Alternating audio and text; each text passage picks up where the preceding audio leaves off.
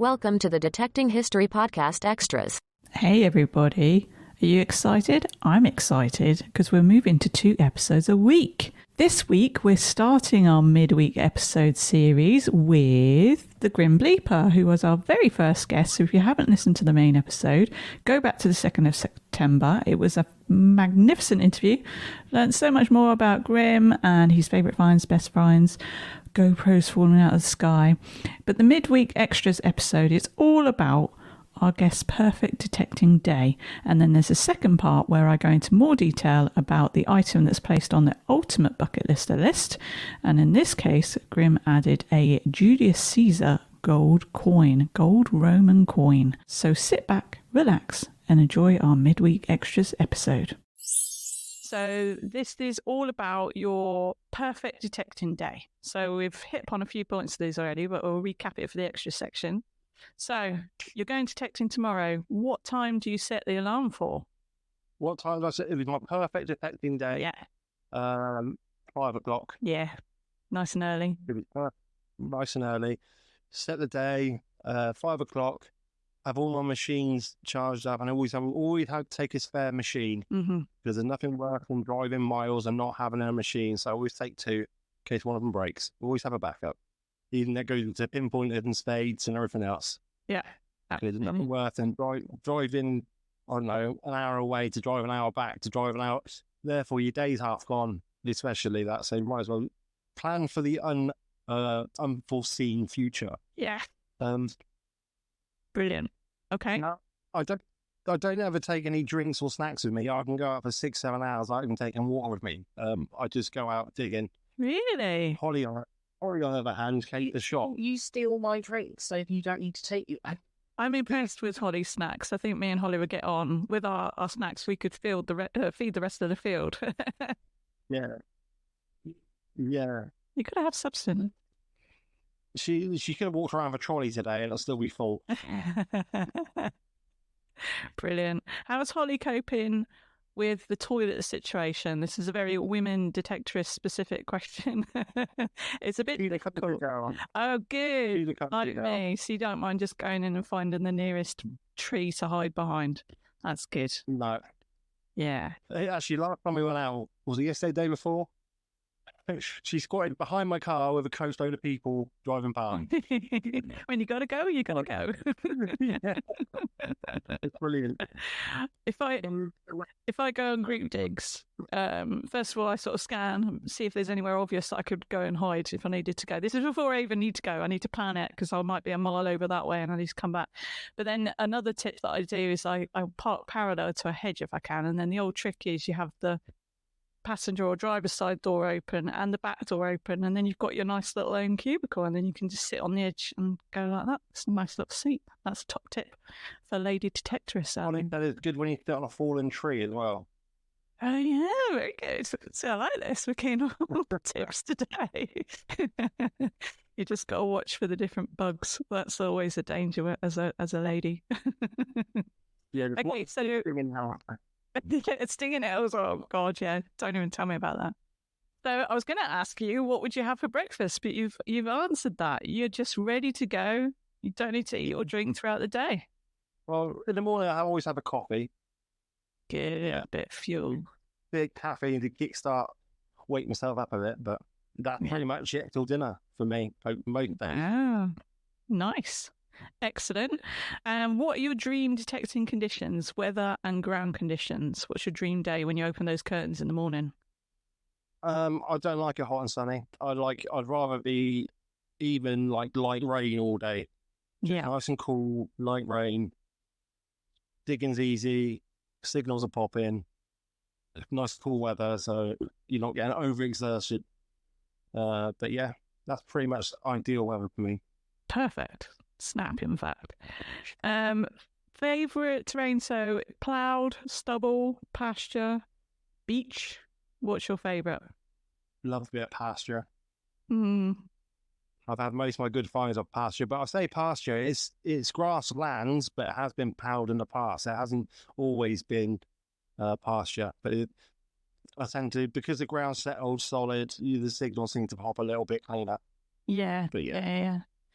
And in terms of your plugs, are you a three-sided plug person, or are you a big round plug that you take out entirely person? Sometimes I just do one side and leave it back, then plop it back down. Big burly lad that I am. But usually I don't do the full plug. That's too much time. At best, three sides. Yeah. Always- Pop always it in big nice and grass. easy. Yeah, Always big grass connected. exactly. Yeah, so it doesn't kill off the grass. Do you prefer solo with a buddy or group digs? For myself, I like Yeah. myself, my own company. Although I do drive myself mad sometimes. But yeah, someone. Yeah, I like myself because I can just push my limits, especially on I've got quite a few massive permissions. I can just go wandering off. I like to all going over there, that field. I'm not liking this. I'll just keep walking and find another field.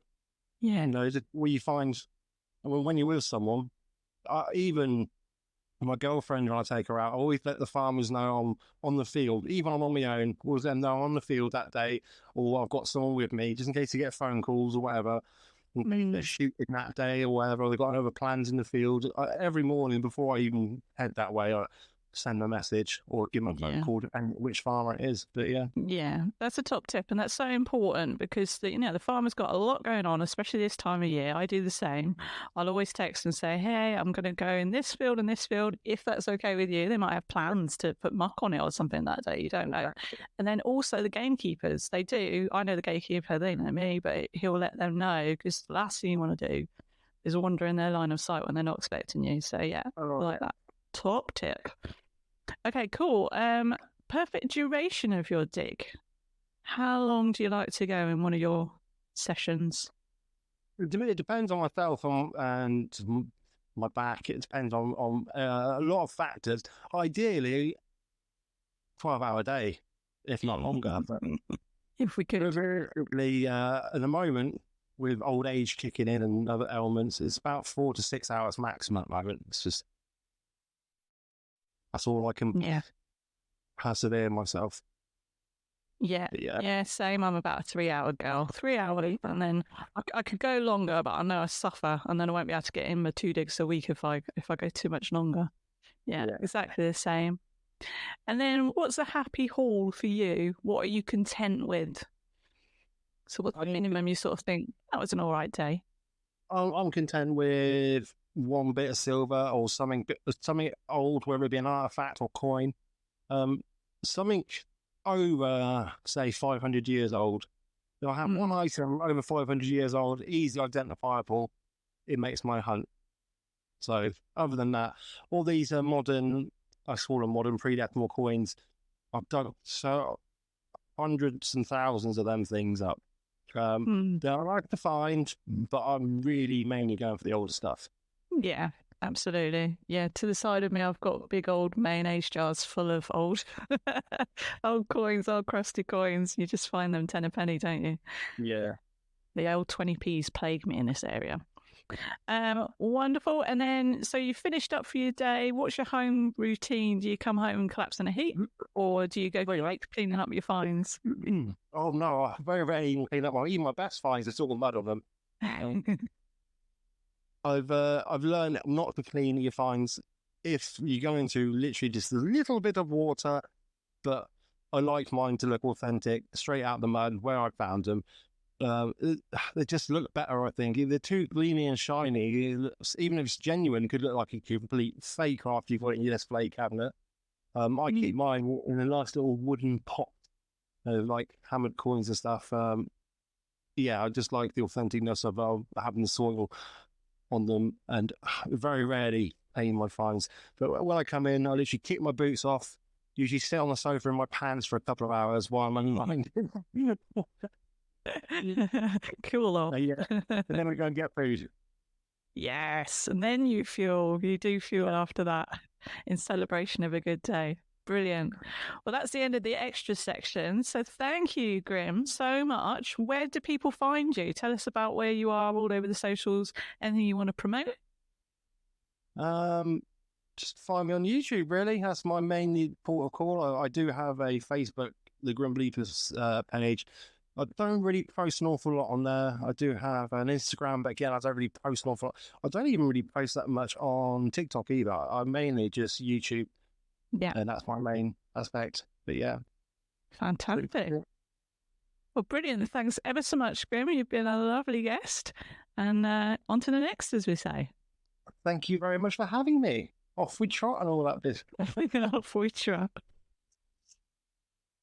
Extras Part 2. Hey everybody, so in the second part of the extras, I wanted to take a bit more time to go through item number 1 that the Grim Bleeper placed on the bucketlister list, which this week was a gold Julius Caesar Roman coin. So Julius Caesar, who was massively popular with the Roman people, lived between 12th of July 100 BC and the 15th of March 44 BC. He was a Roman general and statesman, becoming dictator in 49 BC until his assassination in 44 BC. Before becoming dictator, Caesar built a bridge across the Rhine River and invaded Britain during his time as general, and he was actually in Britain in 55 and 54 BC. In 49 BC, Caesar defied the Senate and crossed the Rubicon River, marching towards Rome as the head of a massive army.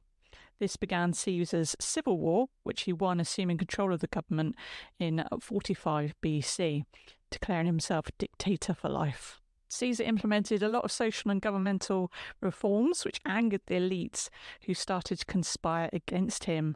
The people loved him, and he loved them too, eventually leaving them in his will, his gardens, his villa, leaving that all to the people of Rome. So on the 15th of March 44 BC, Caesar was assassinated by a group of rebellious senators led by Brutus and Cassius, who were actually related as they were brother-in-laws.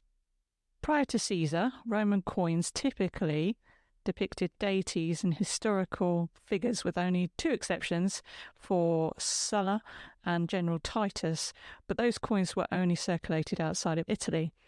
This approach of putting himself on the coins was an excellent propaganda move done by Julius Caesar to bolster his image. Gold coins were unusual in this time in Roman history. Silver denarius were the more common and reportedly were worth a day's wages for a soldier. Usually only issued in an emergency, a gold aureus is believed to have been worth 25 silver denarii. Caesar really needed to pay his soldiers who had gone without pay for a while, and documents mention that he had promised in some cases to his very special soldiers up to 5,000 denarii. So the quickest way for him to get this done was to strike gold coins. These first gold coins struck by Caesar were minted in 46 BC to coincide with a massive street party in Caesar's honour. The goddess Vesta was a favourite of Caesar's, so it makes sense that she is represented on one side of the coin. Vesta was the goddess of hearth, home and family in Roman religion. And then on the other side of this coin, various objects are depicted, such as a lightus, a jug and a ceremonial axe. So what's the value of these coins? If you're lucky enough to find one of these, some of them have sold privately up to £10,000. There is a gold coin that does depict Julius Caesar himself on the coin. This was issued by Brutus as a celebration of Julius Caesar's assassination. Extremely rare, and if you look online you'll see that one of these sold for a fair few million not so long ago. So if you found one of those, we would all be dancing with you. Well, that was fun. I hope you, along with me, learned something about Julius Caesar and the gold aureus coin. Thank you very much for listening to the extras. Thank you so much for being Patreon membership people. We very much appreciate all your support to help keep the podcast going, and watch out next week for more extras, and we'll be finding out what the second item on the bucket lister list is and some more information about that item. Thanks very much. Take care. Speak to you next week. Bye.